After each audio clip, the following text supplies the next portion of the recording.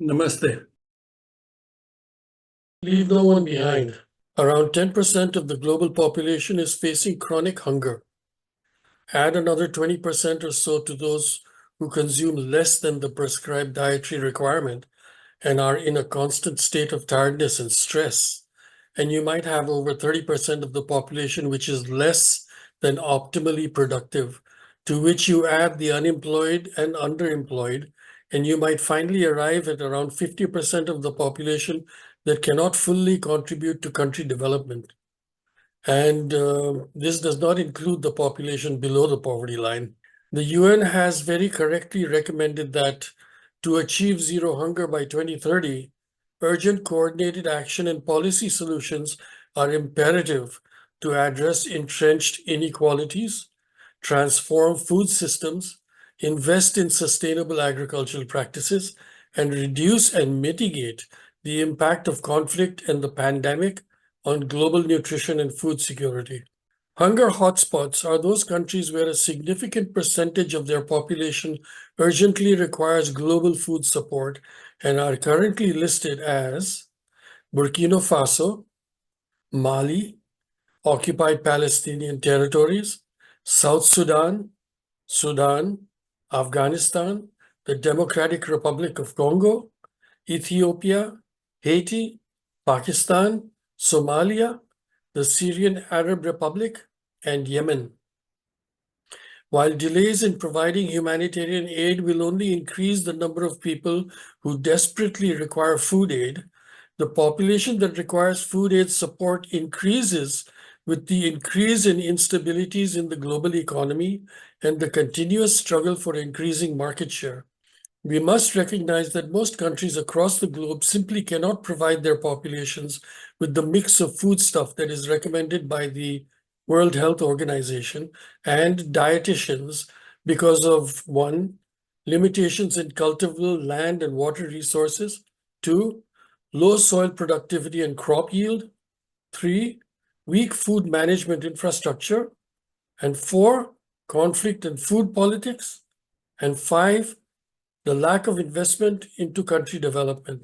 Populations in most other countries are also engaged in agriculture as a traditional occupation, but as pointed out by the UN, FAO, World Bank, and other international and local agencies, most face the challenges of making investments into creating the infrastructure required for improving agriculture productivity and post-harvest crop management, which includes storage, transportation, processing, and marketing, all of which are normally beyond the scope of the cash-strapped farming community. The other primary causes of hunger are political instability and conflict, which are attributed to weak governance, weak economy, and possible political influences from external sources to capture the domestic food trade. To increase crop yields using the technologies available in 2024, we would need to use maybe half of the total land currently farmed to produce the same quantity of crops as produced in 1961, which was then sufficient to feed the global population. However, while considering production to increase quantities to feed the global population, the modern era also desires the reduction of the application of fertilizers and chemicals, thereby aiming to adopt an organically produced food for a healthy population and environmentally friendly production process, which has seen to reduce quantities but improve quality. While the arable land resource is available to take up the shortfall in quantities produced, most countries whose populations are dependent on agriculture and earn a significant percent of their GDP from this sector are poor developing countries like Liberia. 77% of their GDP comes from agriculture. Somalia, 60%. Guinea-Bissau, 56%. Sierra Leone, 60%. Ethiopia, 38%. And Niger, 36%. These countries also have a large segment of their population below the poverty line, namely Liberia, 52%, Somalia, 55%, Guinea-Bissau, 65%, and Sierra Leone 43%.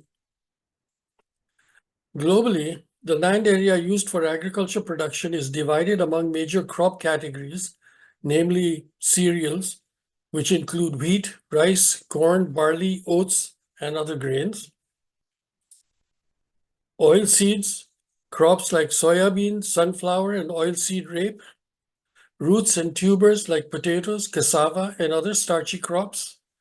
Pulses, leguminous crops such as lentils, chickpeas, soybean, and other crops comprising fruits, vegetables, and specialty crops. The productivity of these crops varies based on factors like climate, soil quality, and agricultural practices. If we try to comprehend the challenges faced by most countries in the agriculture sector, with a growing poor population, the lack of investment in country development, and finally, weak governance, we can only imagine a cyclic loop which, unless broken by divine intervention, is a certain mix for failure.